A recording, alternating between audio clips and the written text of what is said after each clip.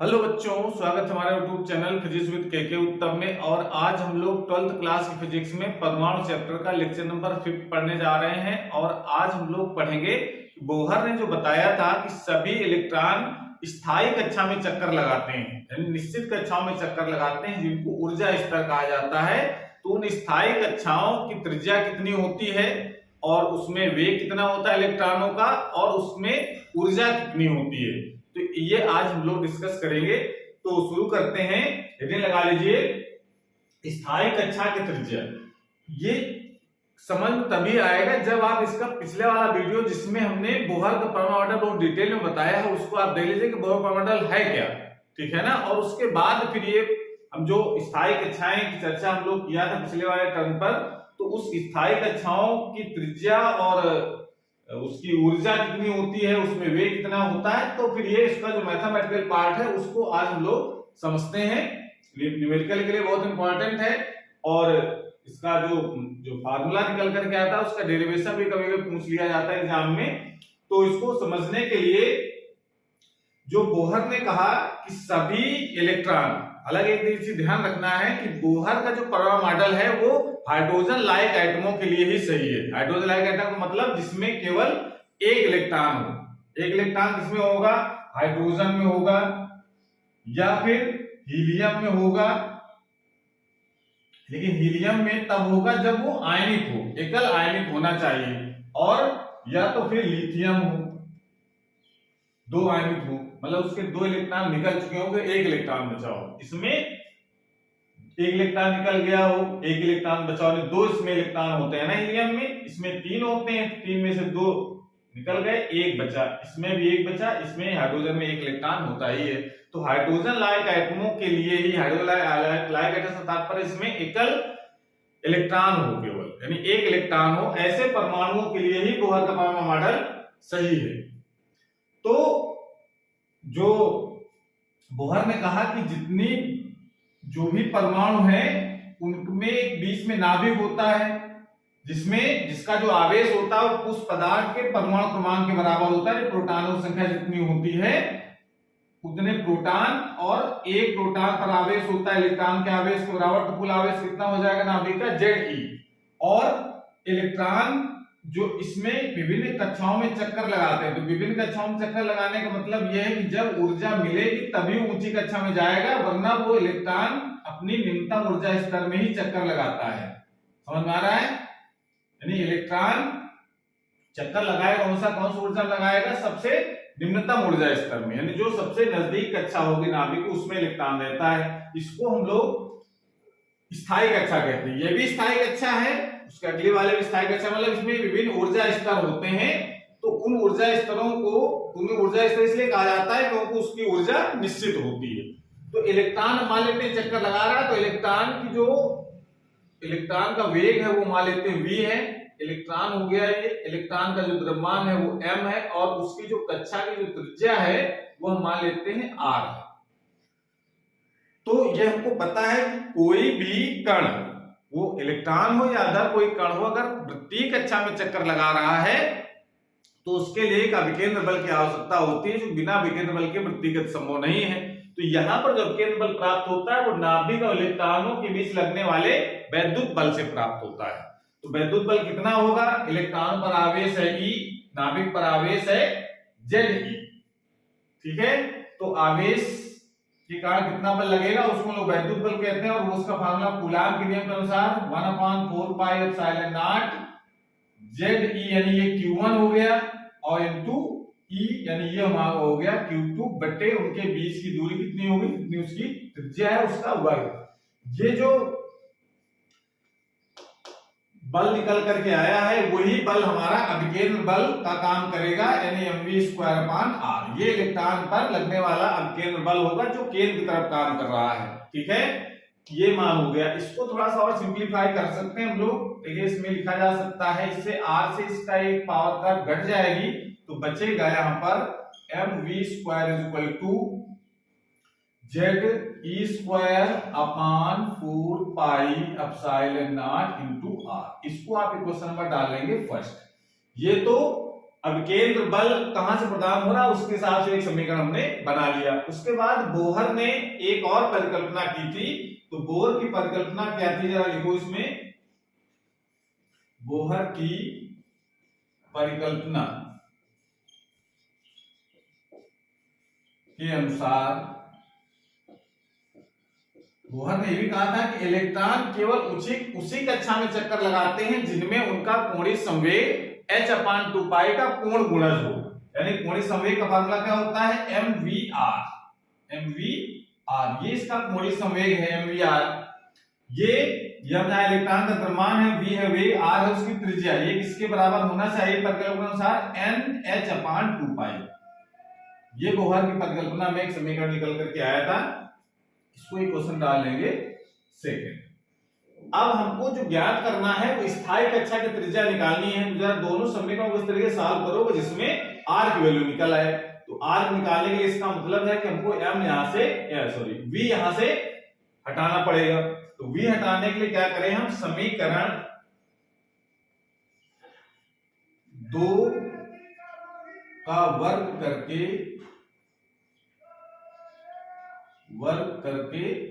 समीकरण 1 से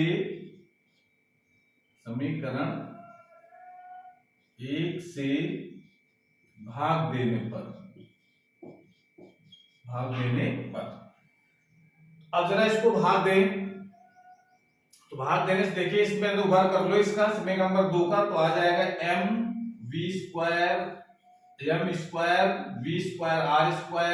अपान इसका left side mv² is equal to इसका वर्ग करना है n² अपान 4π², ये हो जाएगा। और इससे डिवाइड करना है तो ze² और z² हो जाएगा और 4πε0 r इतना हो जाएगा ऊपर। डिवाइड करें, क्लियर हो गया ना। इसको वर्ग करना है दोनों तरफ और इससे डिवाइड कर देना है। अब देखिए इसमें कुछ कैंसिल हो रहा है, उसको जरा कैंसिल कर देंगे हम लोग।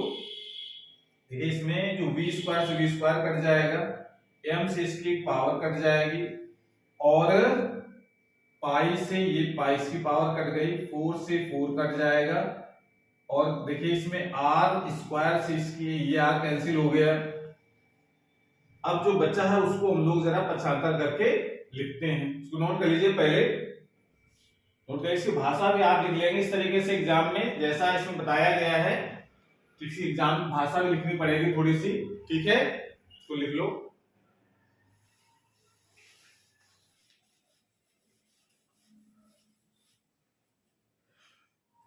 क्या बचता है जरा इसमें लिखो। इधर हमारे पास क्या बच रहा है, mr बचा है, इधर mr इज इक्वल टू, और इधर देखिए mr बचा और यहां बचता है m² h² और ε0 भी बचा है यहाँ, ε0, और नीचे बच रहा है 4 तो कैंसिल हो गया, और 4π z e², इतना पार्ट बचा है। यानी इसको r इक्वल टू लिखा जा सकता है n² h² ε0 अपान पाई m z e²। इसको ऐसे लिख सकते हैं, या इसको थोड़ा सा रीअरेंज करके लिखा जाए तो इसको हम इस प्रकार से लिख सकते हैं h² ε0 अपान पाई m e², और इसको जो पार्ट जो बचा मतलब h² ε0 पाई m e² बचा क्या है यहाँ पर n² अपान z। ये जो इक्वेशन निकल करके आई है, इस इक्वेशन को ही हम लोग कहते हैं स्थायी कक्षा की त्रिज्या। समझ में आ गया। स्थायी कक्षा की जो त्रिज्या निकल करके आई है उसमें अब देखो इसमें कुछ जो पार्ट है उसमें वो कांस्टेंट वैल्यू लिखी गई हैं, और कांस्टेंट पार्ट कौन से हैं इसमें, h प्लैंक कांस्टेंट है, इसकी वैल्यू को पता है 6.6 × 10⁻34 जूल सेकेंड। ये एप्सिलॉन नॉट की वैल्यू पता है हमको 8.85 10 पाई की वैल्यू पता है, m इलेक्ट्रॉन का द्रव्यमान ये भी पता है 9.1 10 31 किलोग्राम, e इलेक्ट्रॉन का आवेश ये भी पता है। अगर इतने की वैल्यू रख दी जाए तो r निकल करके जो आता है वो आता है 0.53 n स्क्वायर अपॉन z, यानी इतने की वैल्यू जो है वो 53.53 होती है लगभग, और ये किसमें आ जाएगा एंगस्ट्रॉम में। इतनी वैल्यू निकल करके आ जाएगी लगभग, इसको सॉल्व करेंगे। मतलब आप समझ लीजिए कि ये जो वैल्यू निकल करके आई है h square epsilon not upon pi m e square, इसकी वैल्यू है 0.53 एंगस्ट्रॉम के बराबर। इसको जब वैल्यू रखोगे तो मीटर में आएगा, उसको एंगस्ट्रॉम में चेंज कर लेंगे तो 53 के लगभग हो जाएगा। लेकिन अगर ये तो बात हो गई स्थायी कक्षा की त्रिज्या की, कि अगर n की वैल्यू जितनी ज्यादा होगी, n क्या है कक्षा है, पहली कक्षा, जैसे पहली कक्षा n = 1, दूसरी कक्षा n = 2, तीसरी कक्षा अगर होगी तो n = 3। तो ये जो स्थायी कक्षाएं हैं उसके लिए ये 1 1 2 3 4 रखेंगे n की वैल्यू, तो उसकी उस कक्षा की त्रिज्या आएगी। पहली कक्षा के लिए n = 1, दूसरी कक्षा n = 2, तीसरी कक्षा n = 3। तो यहां से देखिए पता चल रहा है कि जो r की जो वैल्यू है, अगर स्पेशली अगर हम हाइड्रोजन परमाणु की बात करें तो हाइड्रोजन परमाणु का जो Z होता है, परमाणु क्रमांक तो 1 होता है, ठीक है ना। तो इसके लिए अगर हम वैल्यू रख दें हाइड्रोजन परमाणु के लिए, हाइड्रोजन परमाणु के लिए Z = 1, तो R कितना बचेगा 53.53 n स्क्वायर बच जाएगा।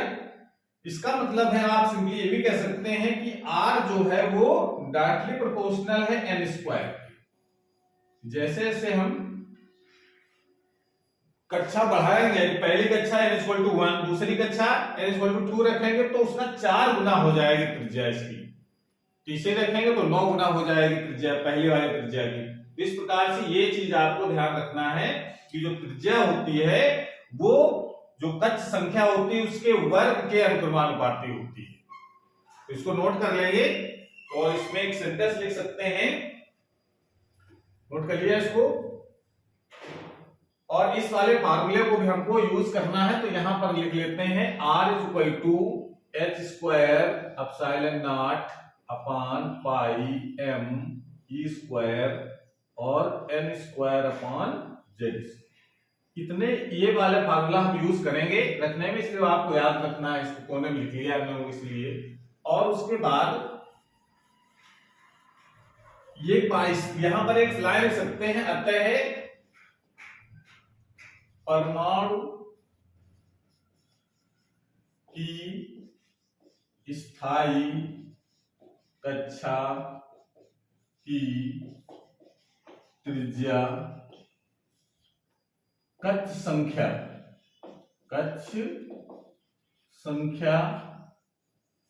के वर्ग के अनुक्रमानुपाती होती है। कक्ष संख्या की जो त्रिज्या होती है वो कक्ष संख्या के वर्ग के अनुक्रमानुपाती होती है। यानी से इसको आप ले सकते हैं, अगर n = 1 रखें अगर n = 1 तो R1 का मान कितना हो जाएगा 0.53 एंगस्ट्रॉम। इसको इस त्रिज्या को कहा जाता है, इस त्रिज्या को बोहर त्रिज्या कहते हैं। क्या कहते हैं बोहर त्रिज्या। बोहर त्रिज्या कहते हैं, ये सिंपली कह सकते हैं कि जो पहली जो कक्षा होती है हाइड्रोजन परमाणु की, उस पहली कक्षा की त्रिज्या को हम बोहर त्रिज्या कहते हैं। उसका मान होता है 0.53 एंगस्ट्रॉम। n बराबर जब 2 रख दोगे, जो इक्वेशन हमारे पास थी R = 53a n², तो n² की जगह 1 रख दिया, गुना हो गए, n बराबर 2 रखोगे तो दूसरी कक्षा की त्रिज्या हो जाएगी, यानी R2 कितना हो जाएगा 153 2 का स्क्वायर, R3 कितना हो जाएगा 0.53 3 का स्क्वायर। इस प्रकार से ये हम निकाल सकते हैं जिस कक्षा की त्रिज्या चाहे उस कक्षा की त्रिज्या इस फार्मूले से निकाली जा सकती है। क्लियर हो गया? इसको नोट कर लीजिए और इसको करने का अभ्यास करेंगे। फार्मूले आपको याद रखना है कि जो कक्षा की त्रिज्या होती है वो कक्ष संख्या के वर्ग के अनुक्रमानुपाती होती है। मेन फार्मूला हमारे पास कौन सा है?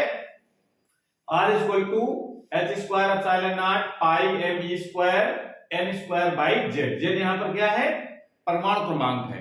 हाइड्रोजन के लिए 1, हीलियम के लिए 2, लिथियम के लिए 3। ये जेड का मान हो जाएगा अलग अलग। एन की वैल्यू 1 2 3 4 रखेंगे। जो पहली कक्षा होगी n इक्वल टू 1, दूसरी कक्षा होगी n इक्वल टू 2, तीसरी होगी n इक्वल टू 3। इस हिसाब से इसकी जो स्थायी कक्षाएं होती हैं पहली, दूसरी, तीसरी, उनकी त्रिज्या निकाल सकते हैं। नोट कर लीजिए। उसके बाद फिर हेडिंग लगाते हैं। जो स्थायी कक्षा में इलेक्ट्रॉन का जो वेग होता है वो कितना होगा, सो नोट कर लो पहले।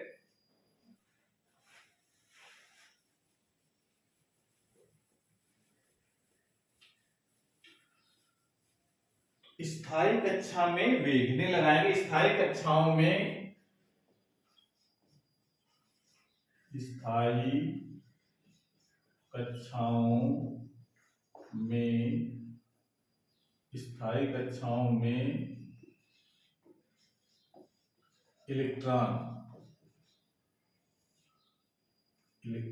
का वेग, वेलोसिटी कितनी होगी जब इलेक्ट्रॉन स्थायी कक्षा में चक्कर लगा रहा होगा। क्या वो भी कक्षा पर डिपेंड करता है कि हर कक्षा में वेग बराबर है? ये अभी निकल करके आएगा।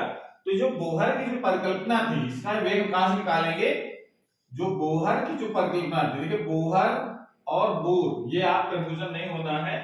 बोर या बोहर एक ही बात है, उच्चारण अलग अलग है। तो बोहर की परिकल्पना के अनुसार,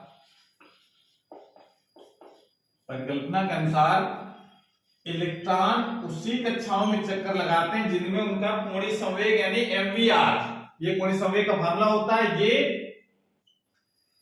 NH/2 पाई का पूर्ण गुणज होता है। ये बोर की परिकल्पना है। तो बोर की परिकल्पना अनुसार यहां से हमको वेग निकालना है। तो v इक्वल टू कितना हो जाएगा? NH/2 पाई m और r, ये हो जाएगा। अभी हम लोगों ने ये r की वैल्यू देखो ये निकाल कर रखी है। त्रिज्या से कितनी होती है स्थायी कक्षा की, ये वैल्यू जरा यहां लगा देंगे। तो r का मान रख दो जरा।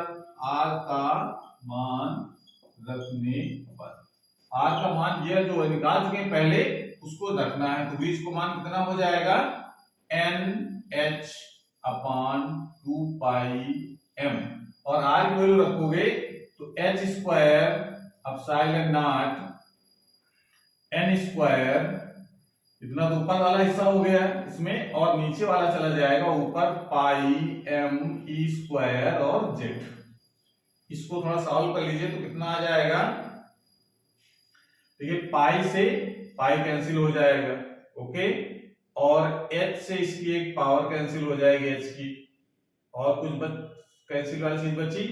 तो v इक्वल टू क्या बच रहा है उसको नोट करेंगे। n ऊपर बचा m e square upon 2 m h epsilon not, और देखिए इसके n से ये पावर यहां से कैंसिल हो तो केवल n बचेगा, यहां से ये भी कैंसिल हो गया तो बचेगा केवल m e स्क्वायर 2m, और कुछ बचा इसमें m e स्क्वायर और z भी बचा ऊपर m e स्क्वायर z, और नीचे बचा 2m h एप्सिलॉन नॉट और n, इतना बचा। ठीक है, अब इसको हम लोग क्या कर सकते हैं? तो देखिए इसमें m से m भी कैंसिल हो जाएगा, भी छूट गया इसमें, m से m भी कैंसिल होकर क्या बचेगा? केवल इतना पार्ट बचा। अब इसको थोड़ा सा रीअरेंज कर लो तो इसको हम कह सकते हैं e square by 2 epsilon not h लिख सकते हैं। जो बचेगा शेष पार्ट उसको क्या लिखेंगे हम लोग? z अपॉन, ये पार्ट आ गया।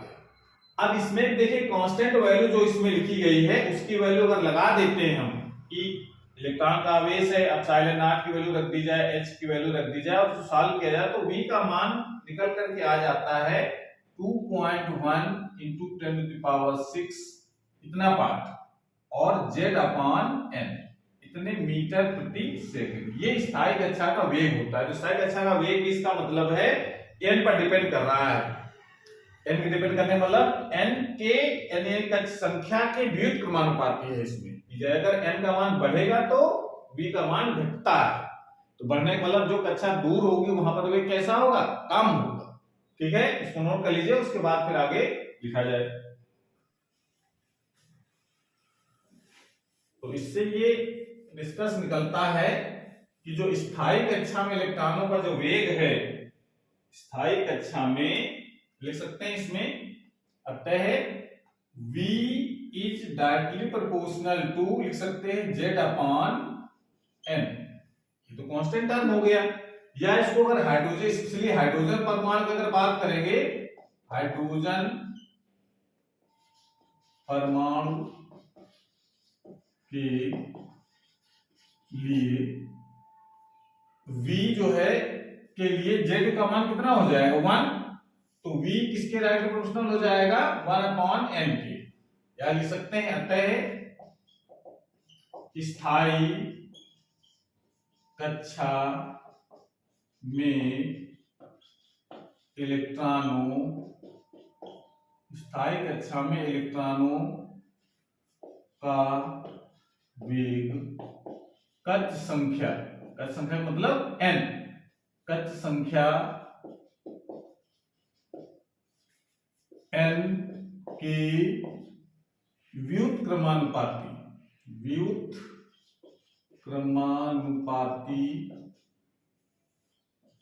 होता है। ये पार्ट हम इसमें लिख सकते हैं। ओके, इसको नोट कर लो। तो इस प्रकार से हम वेग का मान भी हम लोगों ने निकाल लिया। वेग का मान कितना आ गया उसको जरा हम नोट कर लेंगे, उसकी जरूरत है आगे। वेग का मान आया है हमारे पास e² upon 2 epsilon not h और z अपॉन n, ये v की वैल्यू हो गई। इसको हम याद रखेंगे आगे डेरिवेशन में जब ऊर्जा निकालें तो जरूरत पड़ेगी। नोट कर लिया, बहुत बढ़िया। उसके बाद इन्हें लगाते हैं इलेक्ट्रॉनों की ऊर्जा कितनी होगी। इलेक्ट्रॉन जब कक्षा में चक्कर लगा रहा होगा तो कितनी उसकी ऊर्जा होगी, ये हम लोग निकालेंगे। तो इन्हें लगाएंगे स्थायी कक्षा में इलेक्ट्रॉनों की ऊर्जा।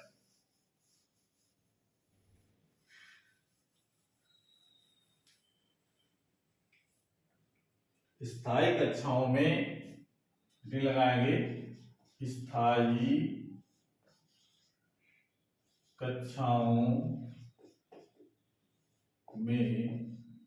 स्थायी कक्षाओं में इलेक्ट्रॉन की ऊर्जा कितनी होती है ये हम निकालते हैं। तो स्थायी कक्षा में जब कोई चक्कर लगाता है इलेक्ट्रॉन तो उसमें दो प्रकार की ऊर्जाएं होती हैं। एक तो चक्कर लगा रहा है वेग है तो गतिज ऊर्जा भी होगी, और चूंकि ये नाभिक के विद्युत आकर्षण बल से बंधा हुआ है तो इसमें वैद्युत स्थितिज ऊर्जा होगी। दो ऊर्जाएं होती हैं। तो स्थायी लिख सकते हैं स्थायी कक्षा में चक्कर लगाते हुए इलेक्ट्रॉन में दो प्रकार की ऊर्जा होती है। नंबर 1 गतिज ऊर्जा और नंबर 2 होती है स्थितिज ऊर्जा।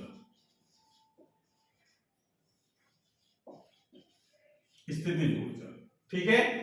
अब देखिए दो प्रकार की ऊर्जा तो हो गई। गतिज ऊर्जा किस कारण है, गति के कारण चूंकि वेलोसिटी है इसमें, और स्थितिज ऊर्जा इसलिए है क्योंकि वो वैद्युत आकर्षण बल से बंधा भी रहता है। तो वैद्युत आकर्षण बल के कारण इसमें वैद्युत स्थितिज ऊर्जा भी होती है। तो पहले हम निकालेंगे गतिज ऊर्जा का मान कितना होगा। तो गतिज ऊर्जा का मान कितना हो जाएगा, गतिज ऊर्जा के बराबर होता है, फार्मूला हमको पता है 1/2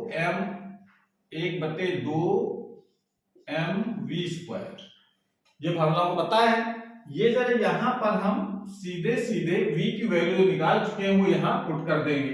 कितना हो जाएगा 1/2 m, v की वैल्यू लगा दो, यहां से v की वैल्यू लगा देंगे तो कितना हो जाएगा e की पावर 4 स्क्वायर भी करना है, z square upon 4 epsilon not square, 4 epsilon not square h square और n स्क्वायर, इतना आ जाएगा। या इसको हम लोग ऐसे लिख सकते हैं, इसको m e की पावर 4 अपॉन m e की power 4 upon 8 epsilon, z square के ऊपर है 8 epsilon not square h square और n स्क्वायर, ये लिख सकते हैं हम लोग। इतना क्लियर हो गया। तो ये इसकी ऊर्जा का फार्मूला निकल करके आ गया। अब इसके रूप है, कभी रिडबर्ग नियतांक के पदों में ऊर्जा लिखने के लिए कहता है, तो हम किस प्रकार से लिखेंगे जरा ये आपको ध्यान रखना है। तो रिडबर्ग नियतांक जो होता है इसके लिए आपको ये ध्यान रखना है, R इक्वल टू होता है m e की power 4 upon 8 epsilon not square CH3, ये रिडबर्ग नियतांक की वैल्यू होती है, ठीक है ना। तो रिडबर्ग नियतांक की जो वैल्यू होती है इसको बनाना है यहाँ पर, कि यहाँ पर रिडबर्ग नियतांक कैसे फिट हो, कैसे फिट होगा इसको पहले नोट कर लो फिर बताएं।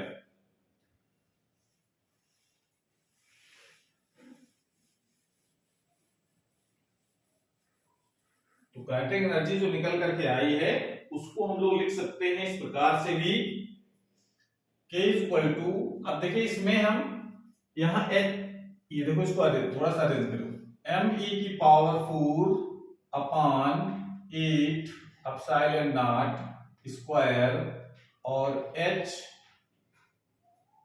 स्क्वायर, इतना तो पार्ट हमारे पास है, और z square upon n square भी है यहाँ, ठीक है। अब इसमें क्या नहीं है जिसके लिए हम r चाहिए, r क्या है यहाँ पर, रिडबर्ग नियतांक कहते हैं इसको,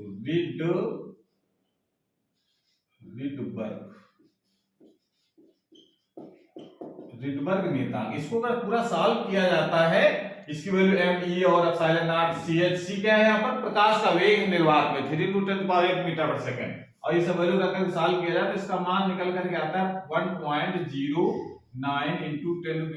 10⁷ मीटर इनवर्स, ये इसकी वैल्यू निकल करके आती है।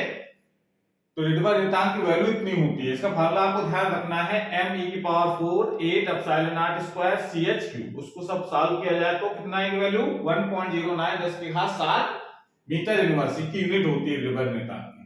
इसको यहाँ पर बनाना है, तो बनाने के देखिए यहाँ पर क्या करें हम लोग, इसमें देखो जो m e की पावर 4 है वो तो ठीक है, जो उनको चाहिए 8 एप्सिलॉन नॉट स्क्वायर भी चाहिए, c नहीं है तो c का मल्टीप्लाई, h में एक पावर कम है तो इसमें एक पावर बढ़ा लेंगे, तो क्या क्या बढ़ाया हमने, c और h बढ़ाया, उतने का हमको यहाँ पर मल्टीप्लाई करना पड़ेगा ऊपर, ताकि इसकी वैल्यू में चेंज ना आए, ये पार्ट ऐसे बना लेंगे हम लोग।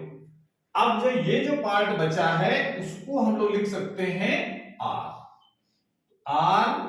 CH z square upon n square, ये इसको लिख सकते हैं। नहीं समझ में आया, यानी इसको थोड़ा सा और RHC लिख देते हैं, RHC z square upon n square, ये पार्ट को हमने अलग कर लिया n स्क्वायर, ठीक है, इतना मान हो जाएगा। अब जो r की वैल्यू, h की वैल्यू, c की वैल्यू, ये सब अगर रखी जाए, यहाँ पर c क्या है, निर्वात में प्रकाश का वेग है, इसको रख करके सॉल्व किया जाए तो इसका मान निकल करके आता है 13.6, इतने का RHC की वैल्यू, और z square upon n square, ये पार्ट होता है। इतने इलेक्ट्रॉन वोल्ट में इसकी ऊर्जा निकल करके आती है। ये फार्मूला आपको ध्यान रखना है। ये रिडबर्ग नियतांक के टर्म में है, इसको फार्मूला ध्यान रखना है। RSC upon Z square upon N square. समझ में आ गया? अब यहां पर देखा सीधे सीधे चाहो तो ये वैल्यू यहां पर इतने की वैल्यू अगर रख दो, सबकी एक साथ रख दो वैल्यू, तब भी 13.6 आ जाएगा। रिडबर्ग नियतांक में रूप में रखोगे तो RSC रखना पड़ेगा यहां पर। अगर हम यहां पर देखना इसको सॉल्व करोगे तो भी वैल्यू 13.6 आएगी इलेक्ट्रॉन वोल्ट में, और RSC रख करके सॉल्व करोगे तब भी इतना ही आएगा। तो मतलब आपको ध्यान रखना, कंफ्यूज नहीं करना। यहां पर भी हम इसको भी लिख सकते हैं 13.6 Z square upon N square electron volt, अगर हम इतने की वैल्यू रख देंगे तो। समझ में आ गया? तो रिडबर्ग नियतांक के टर्म में आपको फार्मूला याद रखना है, और उसके आंकिक मान रखने के बाद जो टर्म आता है 13.6 उसको के टर्म में भी याद रखना है। इसका मतलब है कि अगर हाइड्रोजन परमाणु की अगर बात करेंगे, हाइड्रोजन परमाणु में जेड की वैल्यू 1 हो जाएगा। हाइड्रोजन परमाणु के लिए जेड इक्वल टू 1, तो के इक्वल टू कितना हो जाएगा 13.6 जेड 13.6 एक जेड की जगह क्या हो जाएगा 1, तो 13.6 बटे एन स्क्वायर इलेक्ट्रॉन वोल्ट। ये हाइड्रोजन परमाणु की ऊर्जा होती है। एन इक्वल टू 1 रख देंगे तो पहली कक्षा की ऊर्जा गतिज ऊर्जा आ जाएगी 13.6, दूसरी कक्षा की एन इक्वल टू 2 रखेंगे तो 13.6 बटे 4, 3 रखेंगे 13.6 बटे 9, ऐसे करके इलेक्ट्रॉन की ऊर्जा आएगी। कौन सी ऊर्जा? गतिज ऊर्जा। ठीक है, इसको गतिज ऊर्जा वाले पार्ट में इसको नोट कर लेंगे। समझ में आ गया? तो इसको याद भी रखना है हमको, k equal to RSC Z square upon N square. इसकी वैल्यू हम लोग रखेंगे आगे। ठीक, नोट कर लो। उसके बाद लगाए स्थितिज ऊर्जा कितनी होगी इसकी। स्थितिज ऊर्जा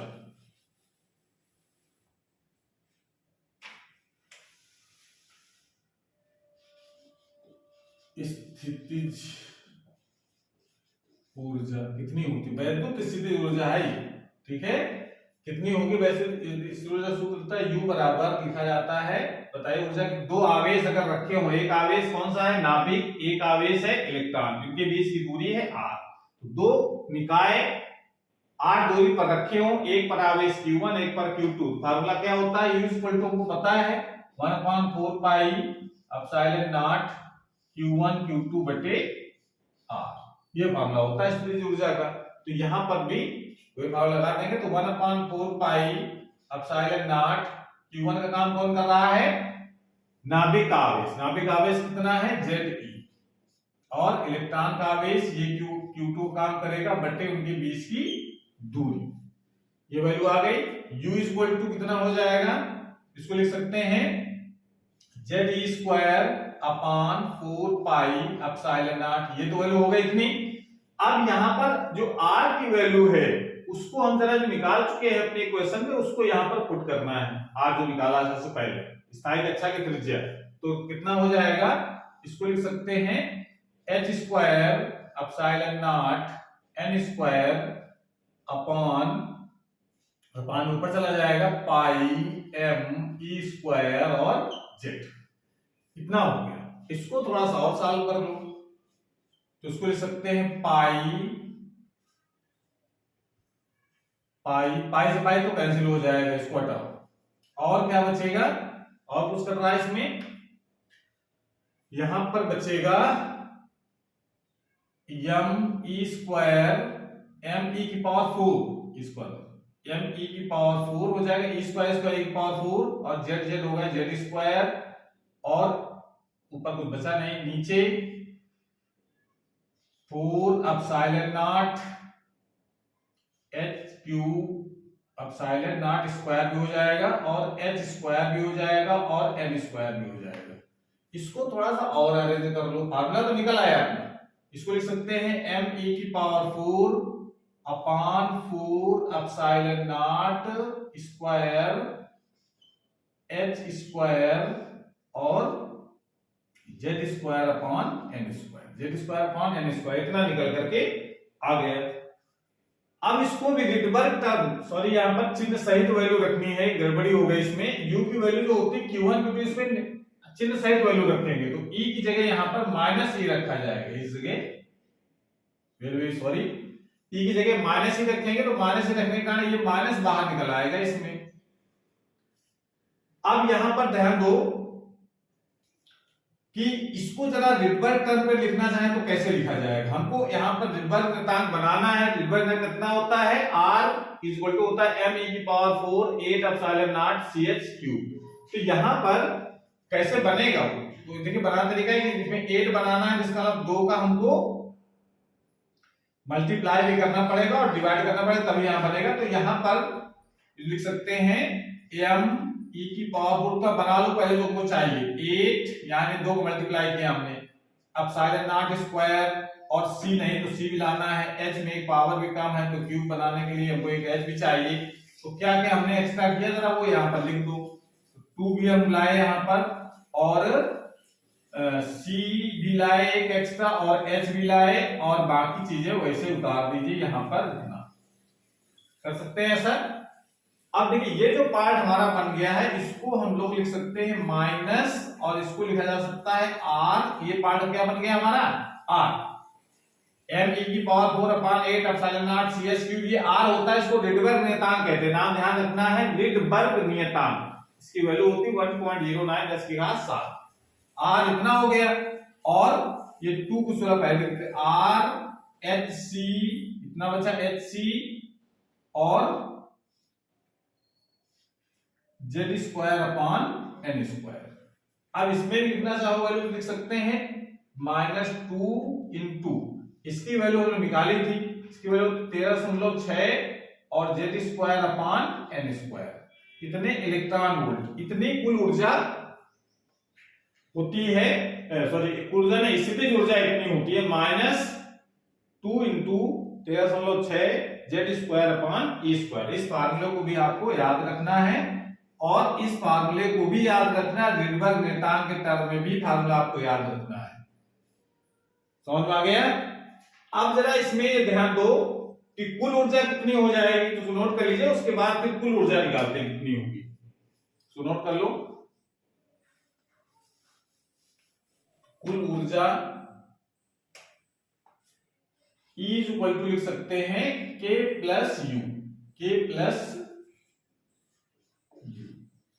E इक्वल टू लिखा जा सकता है, K की वैल्यू कितनी निकाले थे हम लोगों ने, R H C upon n square और z स्क्वायर। इतनी वैल्यू थी हमारी K की, और इसकी वैल्यू निकल करके आई है -2 R H C z square upon n square.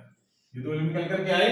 इसको जरा सॉल्व करोगे तो E इक्वल टू कितना आ जाएगा, -R H C upon n square और z स्क्वायर। ये पार्ट निकल करके आया। या इसको हम लोग लिख सकते हैं, इसकी वैल्यू फिर लगा कर देख लो, तो इसको लिख सकते हैं 13.6। आर एस की वैल्यू कितनी होती है, 13.6 z square upon n square. ये इसकी कुल वैल्यू होती है। और हाइड्रोजन परमाणु की जब बात करेंगे तो z इक्वल टू 1 हो जाएगा। नोट कर लिया इसको। हाइड्रोजन परमाणु की बात करेंगे तो हाइड्रोजन परमाणु की बात करेंगे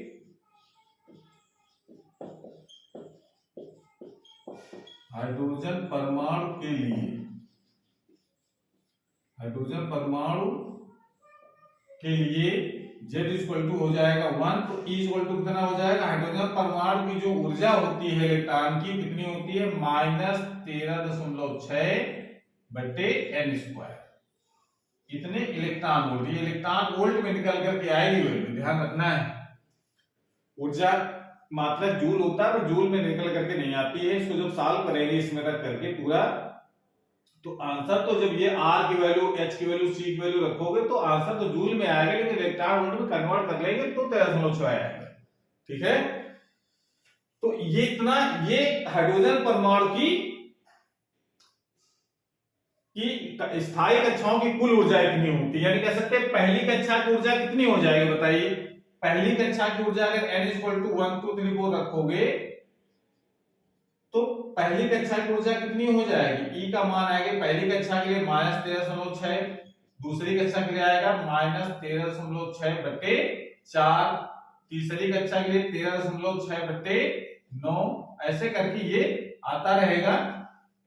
समझ गए। इस प्रकार से पहली कक्षा, दूसरी कक्षा, तीसरी कक्षा की ऊर्जा हम निकाल सकते हैं हाइड्रोजन परमाणु की कितनी होती है। तो ये फार्मूले आपको ध्यान रखने हैं, इसकी हमको आगे भी जरूरत है जो हम लोग पढ़ेंगे हाइड्रोजन स्पेक्ट्रम के बारे में। तो नोट कर लीजिए। तो इस प्रकार से स्थायी कक्षा की त्रिज्या कितनी होती है, स्थायी कक्षा में जो ऊर्जा होती है वो उसका फार्मूला क्या होता है, और स्थायी कक्षा में इलेक्ट्रॉन का वेग कितना होता है, ये आज हम लोगों ने निकाला है। ठीक है, इसको नोट कर लीजिए। और आज क्लास हमारी पर समाप्त होती है। अगर ये वीडियो अच्छा लगा हो तो इसको लाइक करें, अपने दोस्तों को शेयर करें, और चैनल अभी तक सब्सक्राइब नहीं किया चैनल को सब्सक्राइब करें, जिससे नए वीडियो अपलोड हो उसकी नोटिफिकेशन आपके पास सबसे पहले पहुंच जाए। पढ़ाई करते रहिए। Thank you.